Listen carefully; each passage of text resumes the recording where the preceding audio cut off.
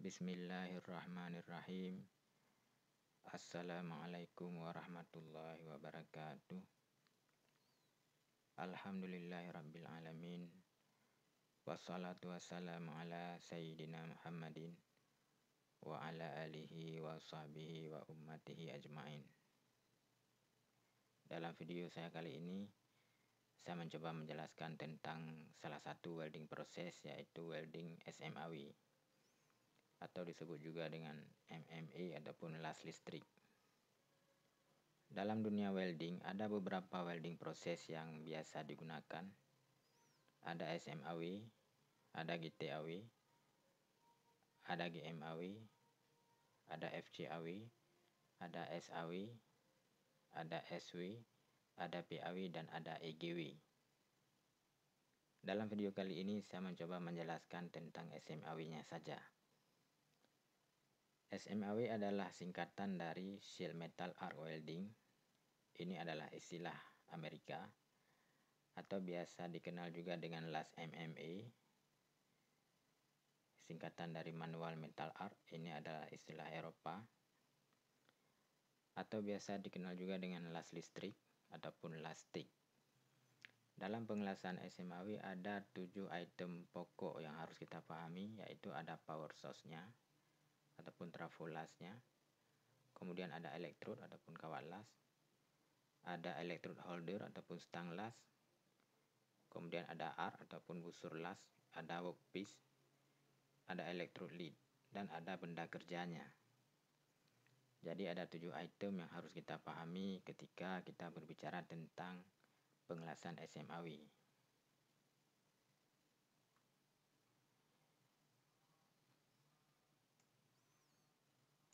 Ini bisa dilihat skematiknya. Nomor 1 adalah power ataupun trafo las. Yang ini adalah trafo las. Ini item 1. Di sini bisa kita lihat trafo lasnya ada tulisan MMA. Kemudian di sebelah kirinya ada tombol power on off. Kemudian sebelah kanannya ada tombol pengaturan ampere. Kemudian di bawahnya ada 2 colokan kabel, positif dan negatif. Yang satu ada logonya stang las. Ini ada logo stang las. Kemudian yang ini ada logo massa. Ini adalah tampilan mesin pengelasan MMA ataupun SMAW. Kemudian yang kedua ada elektrod ataupun kawat las.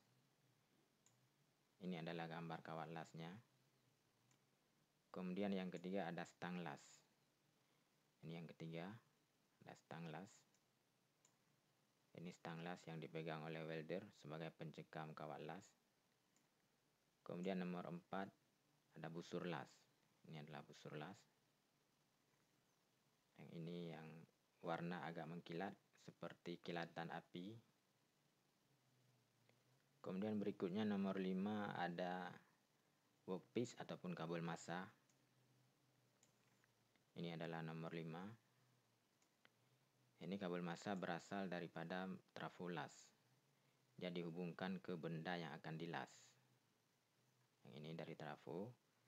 Jadi hubungkan ke benda yang akan dilas.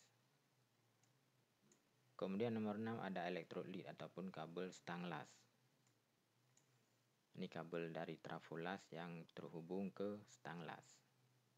Ini di sini ada logonya di mesin. Di trafo lasnya ada logo.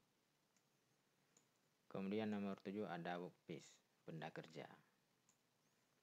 Di sini ada tampilan benda kerja berupa sebuah pipa yang sedang dilas oleh seorang welder.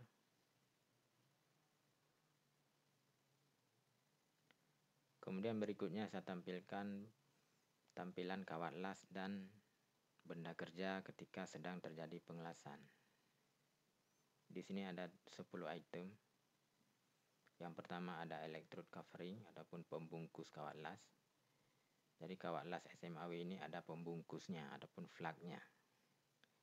Kemudian ada kawat lasnya yang di dalam bungkusan. Kemudian yang kedua adalah tampilan kawat las. Yang ini kawat lasnya. Kemudian nomor 3 shielding atmosfer ataupun flak yang sedang mencair ataupun menjadi pelindung busur las dari udara atmosfer atau oksigen. Jadi flak ini ketika terjadi peleburan antara kawat las dengan benda kerja, flak ini juga mencair. Dan ini menjadi pelindung area melting ataupun area peleburan dari pengaruh oksidasi.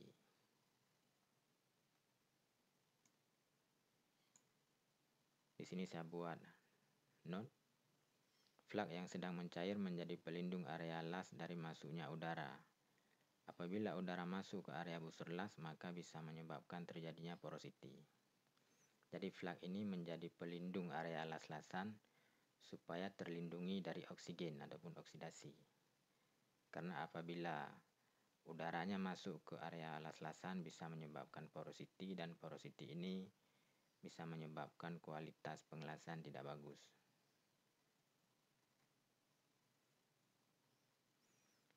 Kemudian berikutnya ada whirlpool nomor 4 ataupun area yang melebur. Nomor 4 ini adalah area peleburan kawat las. Jadi area nomor 4 ini dilindungi oleh nomor 3 ataupun flak. Nah, pada saat dia mengeras, flak ini akan mengapung di atas permukaan kawat las dan berubah menjadi slag.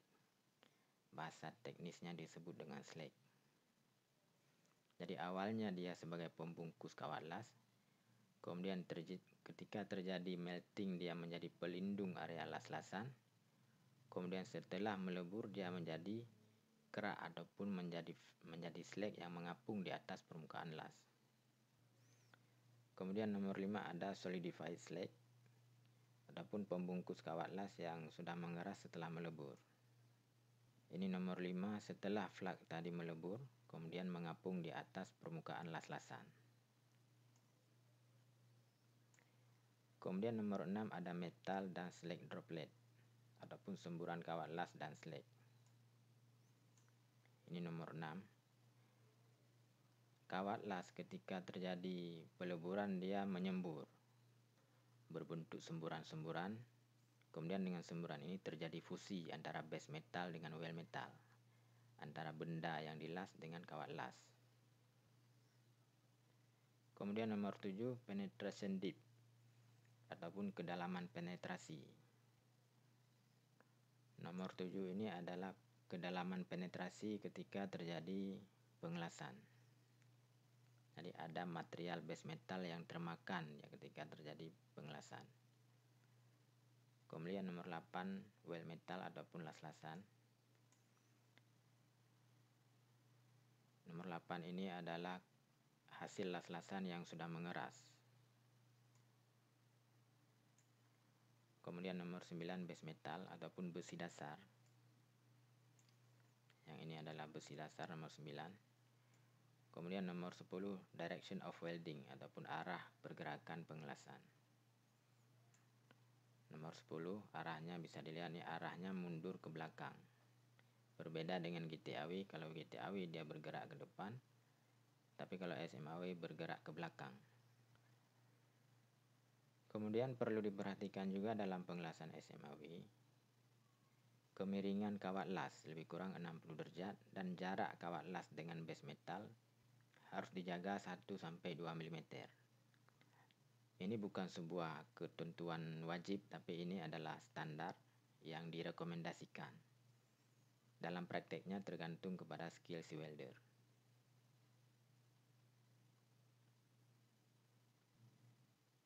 Ini adalah tampilan pergerakan ujung kawat las ketika terjadi pengelasan. Bisa dilihat ada beberapa jenis pergerakan kawat las. Di sini saya tampilkan 4 macam pergerakan kawat las. Namun dalam prakteknya ini sangat tergantung kepada skill si welder yang melakukan pengelasan.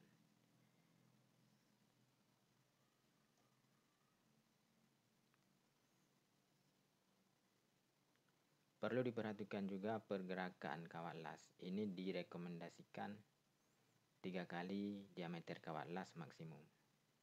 Ini tujuannya untuk mencegah dinginnya satu sisi ketika kawat las bergerak ke sisi yang lain. Misalnya dalam skate ini, ketika kawat lasnya diayunkan ke sebelah kanan, kemudian sebelah kirinya terjadi pendinginan. Apabila terlalu melebar ayunannya, maka ini menyebabkan kualitas pengelasan yang kurang bagus. Jadi direkomendasikan maksimum ayunan kawat las adalah 3 kali diameter kawat las. Misalnya ada kawat las yang 4 mili yang digunakan, berarti maksimum ayunannya adalah 4 kali 3 sama dengan 12 mm.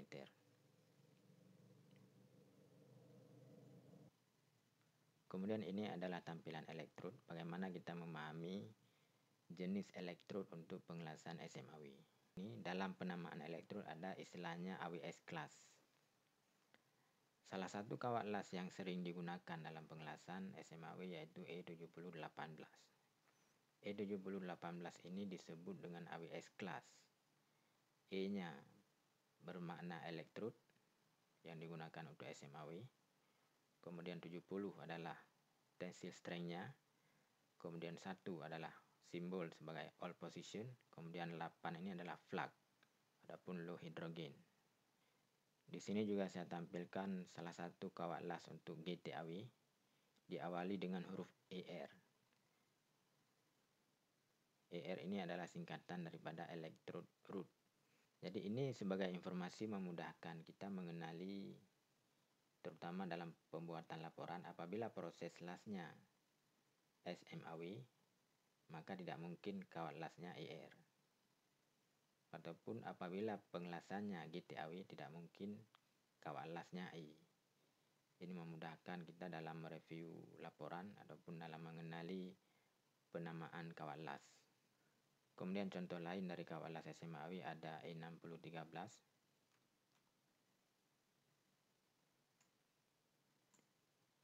ada E6013, ada E6010, ada E7010, ada E7016 dan E7018.